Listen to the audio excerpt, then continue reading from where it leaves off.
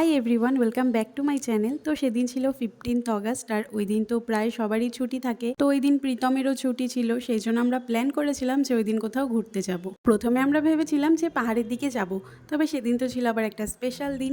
তো এই দিন শিলিগুড়ির প্রায় অর্ধেক মানুষ যাবে পাহাড়ে, আর বাকি অর্ধেক যাবে আবার গাজলডোবা। মানে এই দুটো জায়গায় এই দিন প্রচুর ভিড় হবে। তো এই জন্য তারপরে ঠিক করা হলো যে আমরা তাহলে কোথাও একদিনের জন্য ঘুরতে চাই। মানে আজকে গিয়ে থাকবো, কালকে সকালে আবার ব্যাক করব। তো সেই জন্য ব্যাগ ট্যাগ গুছিয়ে একদম রেডি হয়ে দেখো বেরিয়ে পড়েছি।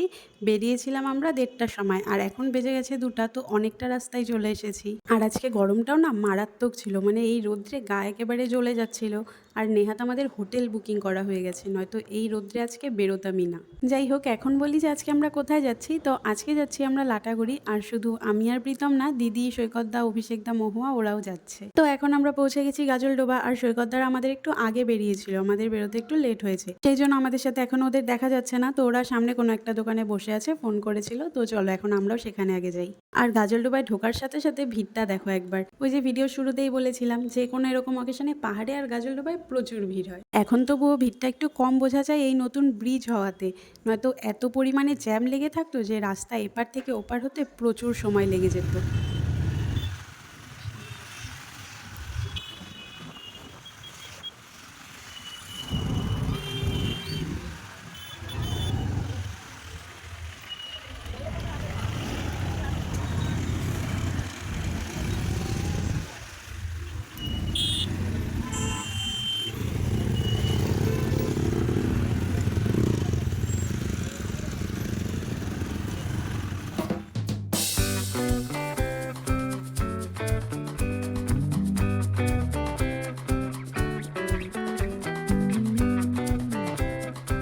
তারপরে এই যে ওদের সাথে দেখা হয়ে গেছে। তো এখন এখানে একটু বসে রেস্ট করব, কারণ এই রোদ্রে আর ভালো লাগছিল না।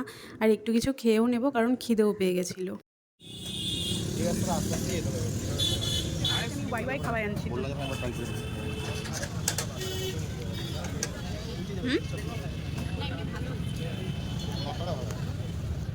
খাওয়া দাওয়া করে আবার বেরিয়ে পড়লাম। এখন যাবো সোজা লাটাগুড়ি, রাস্তায় এখন আর কোথাও দাঁড়াবো না। তো চলো যাওয়া যাক।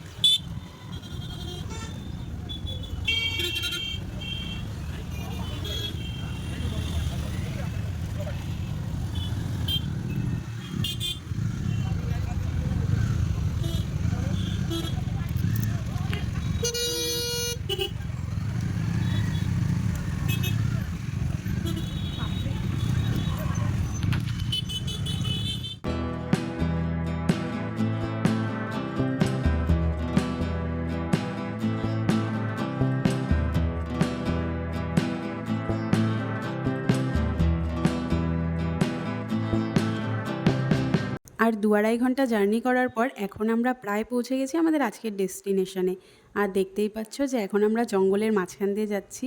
দুদিক দিয়ে পুরো ঘন জঙ্গল, আর মাঝখান দিয়ে সরু এই রাস্তাটা। তো বেশ ভালোই লাগছিল এখান দিয়ে যেতে। আর এই রাস্তায় না প্রচুর রিসর্ট রয়েছে, তবে আমরা যেখানে থাকবো সেটা ছিল একদম শেষ মাথায়।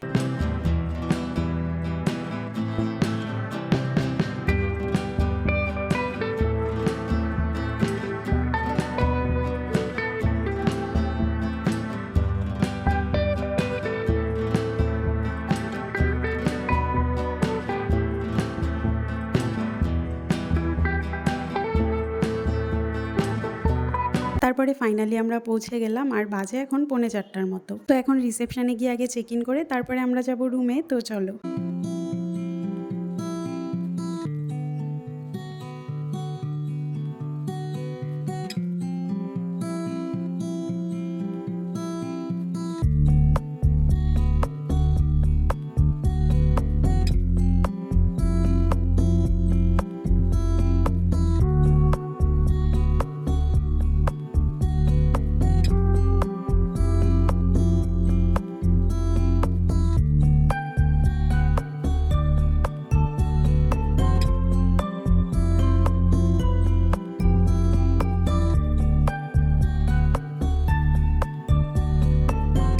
তো চেক ইন করার পর চলে এসেছি আমরা রুমে। আর দেখো পেছনে প্রীতম দেখছে যে ওখানে কোনো ফ্রিজ আছে কি না।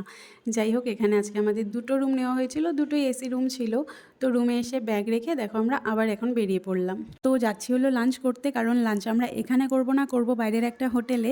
আর আসার সময় না একেবারে খাওয়া দাওয়া করে আমাদের এখানে ঢোকার কথা ছিল, কিন্তু তখন ওই হোটেলে ছিল প্রচণ্ড ভিড়। সেই জন্য ঠিক করা হলো যে আগে তাহলে আমরা রিসর্টে যাই, গিয়ে রুমে ঢুকে ব্যাগ ট্যাগ রেখে তারপরে আবার আসবো। সেই জন্য সেখানেই যাচ্ছি এখন, বেশি দূরে না, মেন রোডের ওপরেই। তো চলো যাওয়া যাক।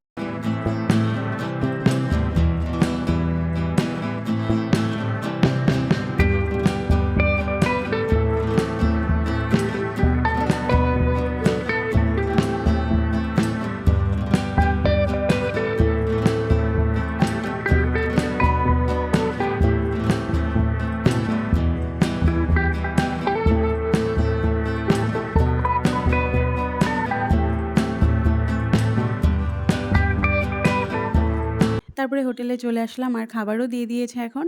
তো এখানে আছে ভাত, ডাল, আলু ভাজা আর আলু পটলের একটা তরকারি, আর এর সাথে নিয়েছিলাম আমরা চিকেন। আর এখানে এত ভিড় দেখে মনে হলো যে এই হোটেলটা এখানকার খুব ফেমাস একটা হোটেল, আর এখানকার খাবার সত্যি অসাধারণ টেস্টি ছিল।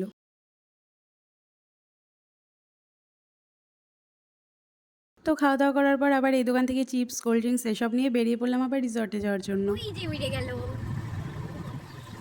ওই যে গাইস ময়ূর উড়ে গেল, গাছে বসে পড়লো, কিন্তু পেখম মিললো না, কারণ এটা মেয়ে ময়ূর। সৈকতটাকে দেখ, সৈকতটাকে কি করতেছো? সৈকত ছাপড়ি ছাপড়ি ছাপড়ি নাম্বার।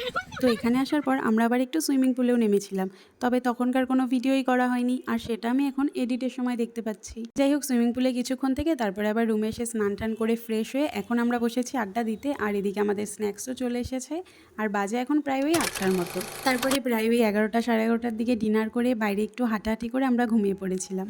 আর এটা হলো পরের দিন সকালে, বাজে এখন ওই প্রায় 10টার মতো।